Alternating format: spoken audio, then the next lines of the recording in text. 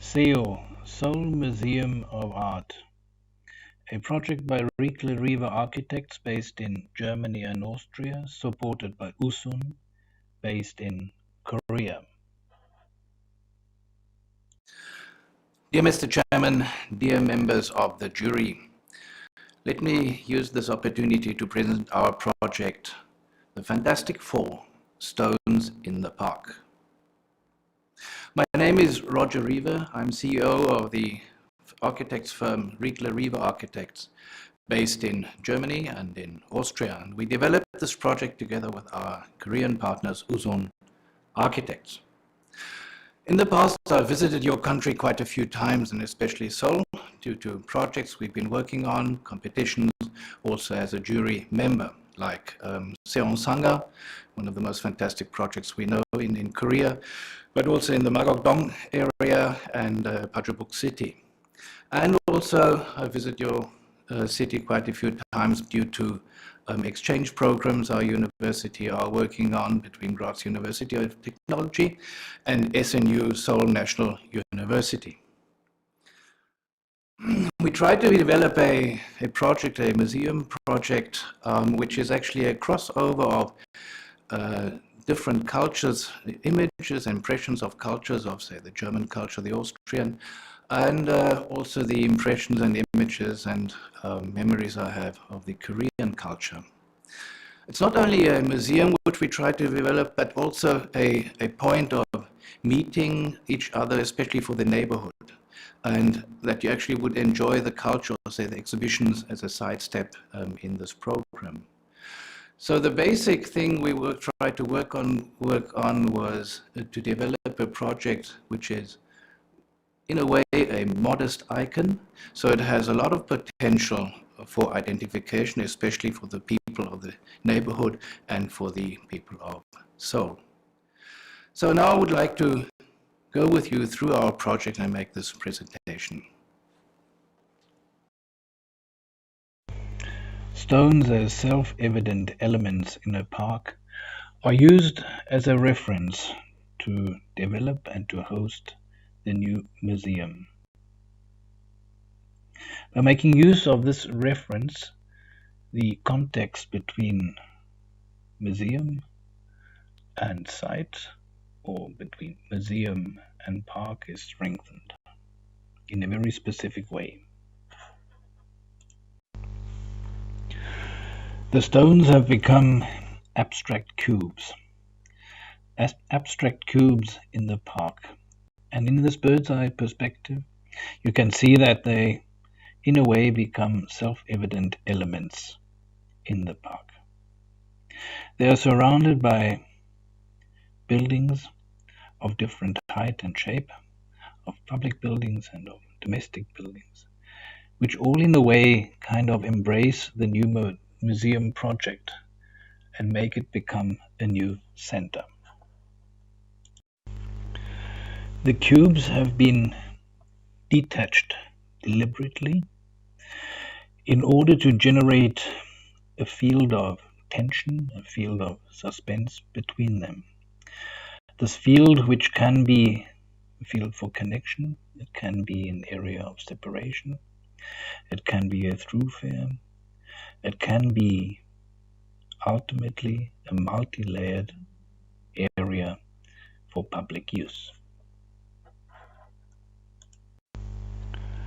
We would like to call it an urban living room, a place, an area for events, for meeting, for having coffee, for getting information, for gathering, for leisure and pleasure, but also for consuming culture and all those things which have been developed in the museum and its educational part.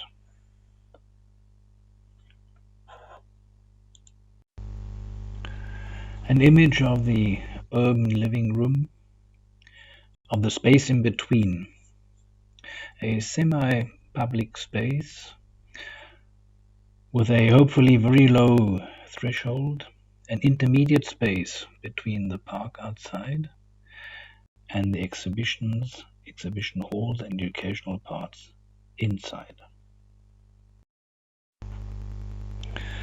A view from the park showing the highly transparent entrance and the urban living room beyond, and the translucent exhibition cubes on the left-hand side and the right-hand side and in the background.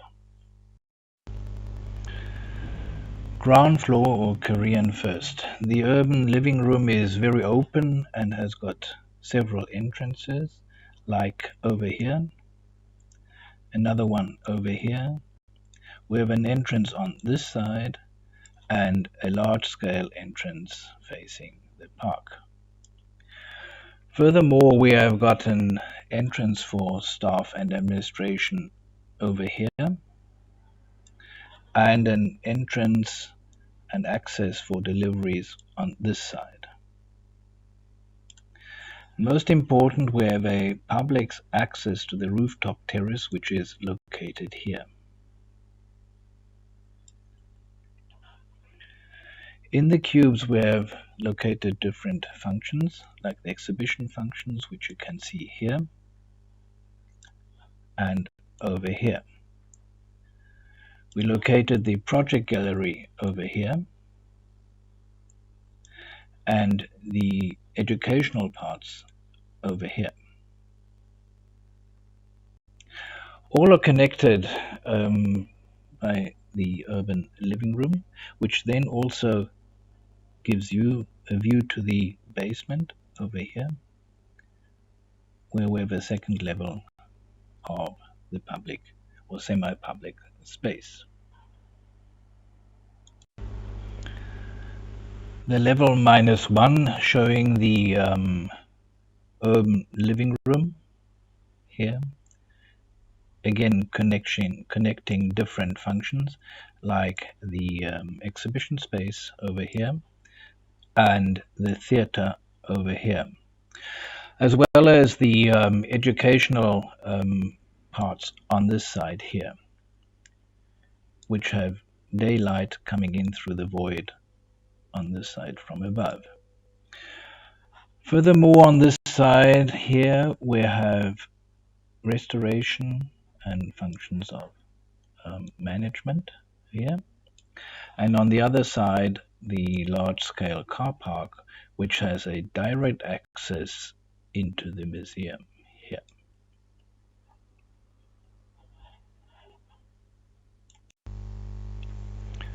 An impression of the urban living room on level -1,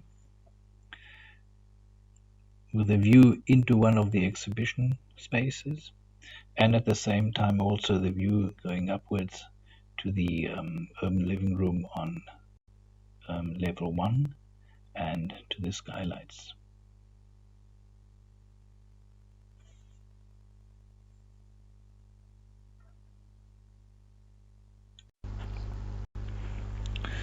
Level 2. We have an exhibition function located over here in the left cube, which has a direct access over here via staircase and elevator to the urban living room on first level, and by the void here, a visual connection connecting both the urban living room and the exhibition space. Furthermore, on the other side, we have one floor for functions of the administration with offices and meeting areas, which also have a direct access to the public area.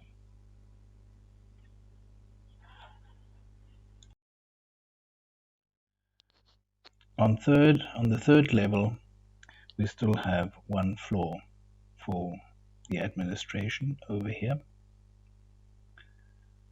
and all floors are connected visually by a void, which you can see here, letting daylight come into the building from the rooftop right down to the basement. Between these cubes we have the urban living room and these rings, which appear to be like rings of an onion made of concrete and glass, and I would like to focus on the materiality, on the construction at a later stage. The rooftop of the cubes. 3 of the cubes, this one, and this one, and this one, are laid out with large dimensioned photovoltaic elements, and this cube has a public terrace, a big like stand, a tribune for people to sit and look at the park, to contemplate and enjoy the sun setting.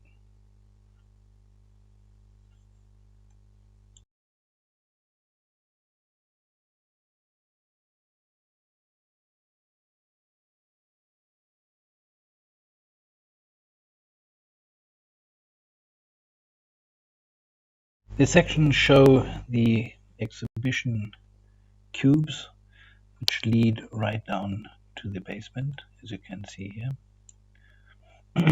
The double floor exhibition spaces, which you can see here, and the living room on this level and on this level.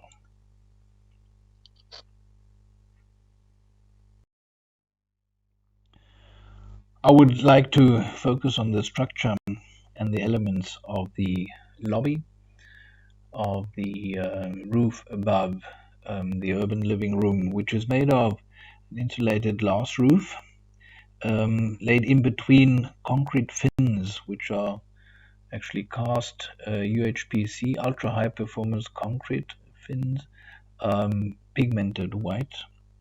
These fins are embedded in a load-bearing steel grid, which again are then laid on steel columns in a grid of 8 by 8 meters.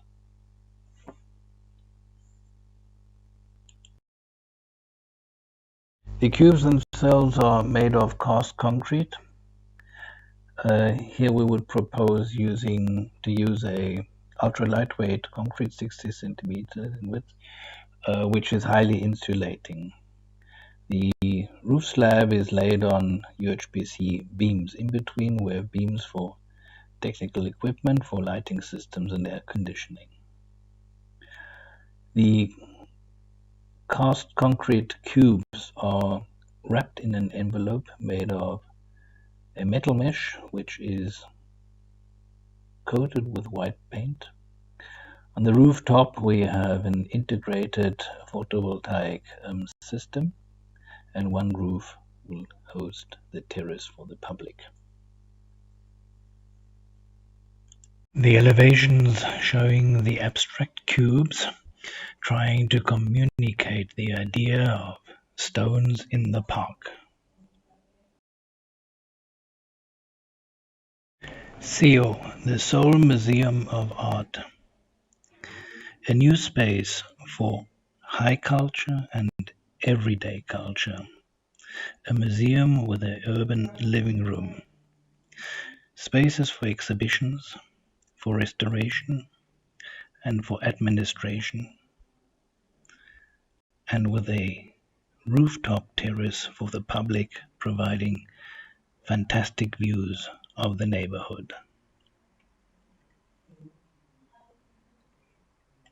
4 abstract cubes in a park, an urban living room, a new center for the neighborhood, a new cultural hub for Seoul, the Fantastic 4 stones in the park.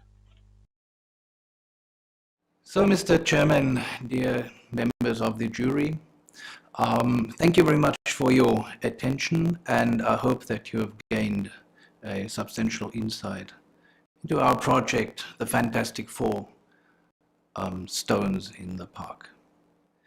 If you have any questions, I would be glad to be able to answer them, which I'll do just now in another digital space. So thank you very much, and see you just now.